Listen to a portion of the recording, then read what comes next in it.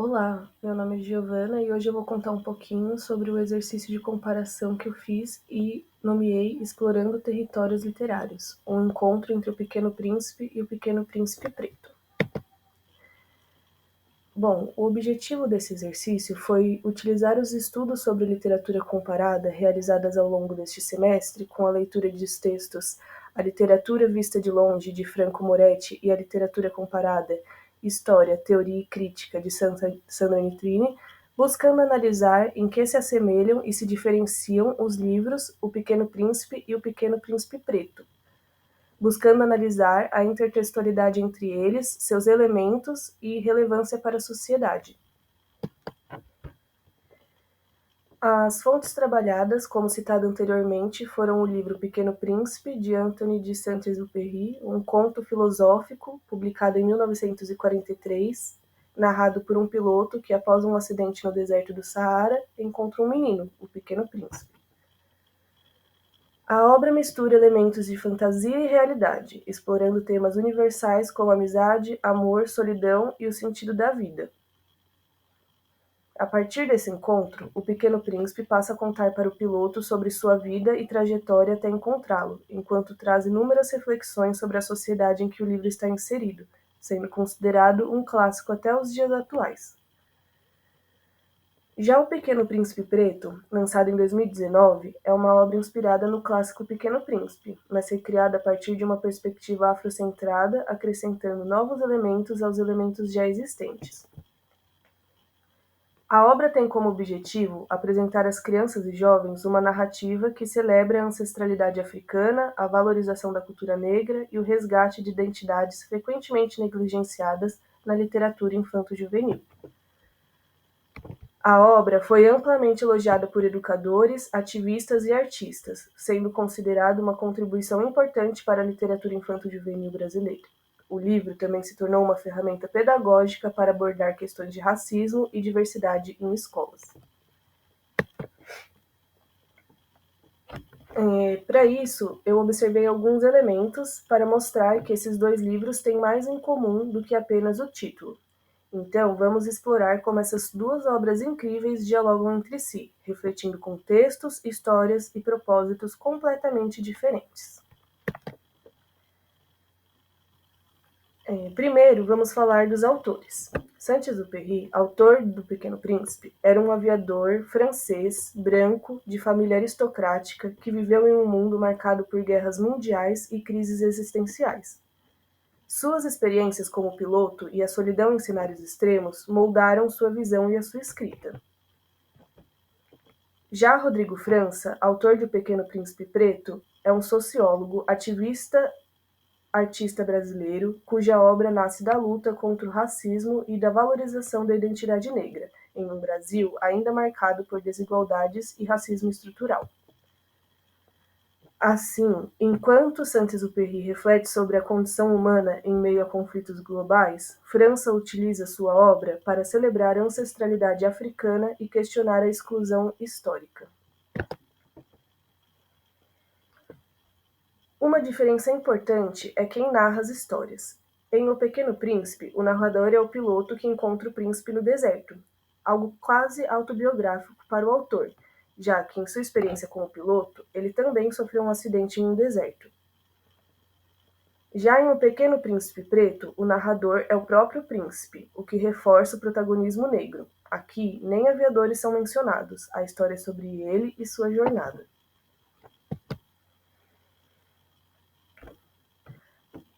Agora, para falar sobre os símbolos, no original temos a rosa e os baobás. A rosa é frágil e exigente, enquanto os baobás são uma ameaça que precisa ser exterminada.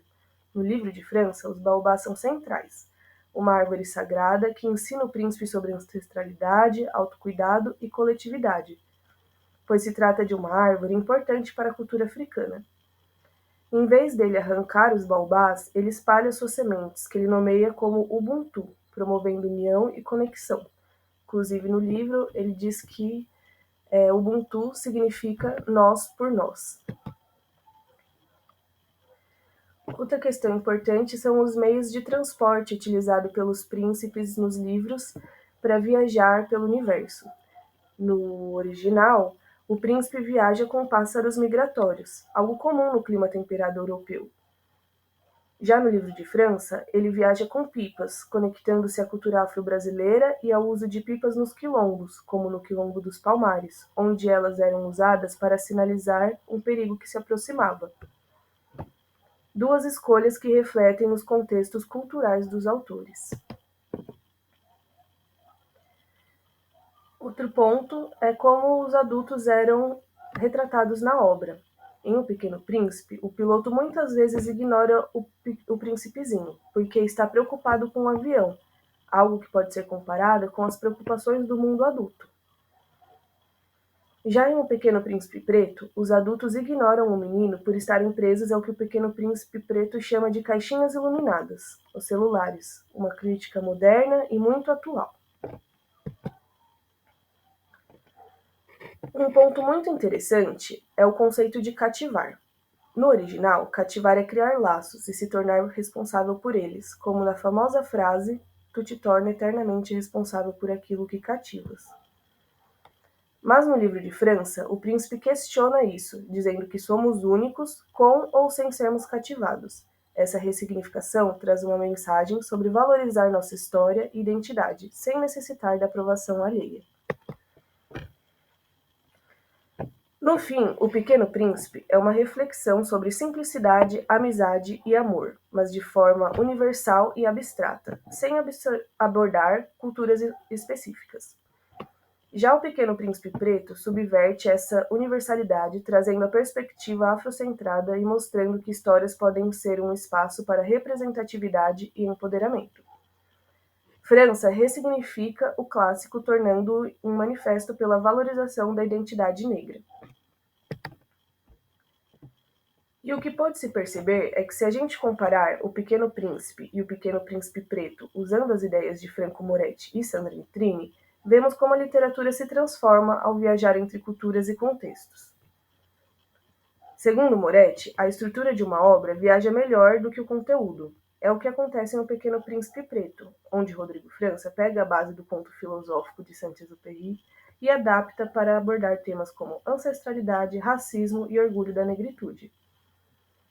Isso reflete o que Moretti chama de domesticação, quando um modelo global é usado para expressar identidades locais. Enquanto O Pequeno Príncipe foca em questões universais, como amizade e amor, sem ligações culturais específicas, França contesta essa universalidade silenciosa. Ele mostra que, ao não abordar identidades culturais, o original deixa de fora as vozes marginalizadas. A inclusão de elementos africanos e diáspora transforma a história em um espaço de representatividade. Sandra Nitrini ajuda a entender essa relação como um exemplo de intertextualidade e reescritura. O livro de França dialoga com o clássico ao usar a mesma estrutura narrativa, mas o reinterpreta utilizando temas para refletir a vivência da população negra. Para Nitrini, a reescritura mantém temas e formas, mas sempre traz uma nova perspectiva. Aqui vemos a tensão entre tradição e inovação. O introspectivo e individualista de Saint-Exupéry dá lugar ao coletivo histórico em França. Além disso, o conceito de recepção é essencial. O Pequeno Príncipe foi amplamente recebido como uma obra universal, mas raramente questionaram sua ausência de representatividade. Já O Pequeno Príncipe Preto é recebido como uma alternativa que ressignifica o clássico, celebrando a identidade negra e desafiando a centralidade da visão eurocêntrica. Assim, França expande o significado da obra original, provando que a literatura pode sim reinventar seu próprio cânone. Dito isso, podemos concluir que, enquanto O Pequeno Príncipe reflete a busca por um sentido universal e transcende fronteiras culturais, O Pequeno Príncipe Preto desafia essa universalidade, ao trazer uma narrativa enraizada em uma experiência cultural específica. Ambas as obras, cada uma a seu modo, exploram temas profundos sobre a humanidade, mas a de Saint-Exupéry propõe uma visão globalizante, enquanto a de França celebra a diversidade e especificidade de experiências historicamente marginalizadas. Essa diferença ilustra como o contexto social e a experiência pessoal mostram as histórias que os autores escolhem contar. Bom, pessoal, é isso. Espero que vocês também tenham achado interessante. Obrigada por assistir.